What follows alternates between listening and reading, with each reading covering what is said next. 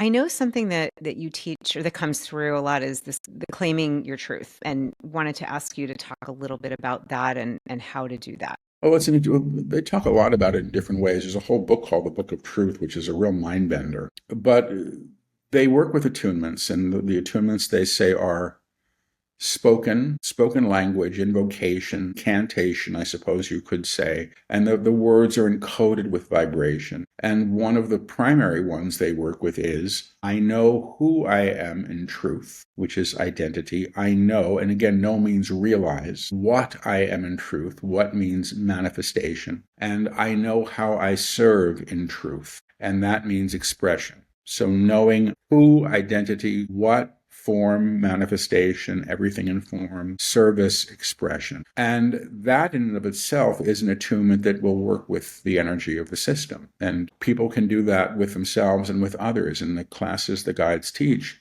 they'll have people stand in front of each other and say it to one another. I know who you are in truth. I know what you are in truth. I know how you serve in truth. And the energy is palpable. And you're addressing the who and the what and the idea of expression beyond the level of personality, because the guides say what is true is always true.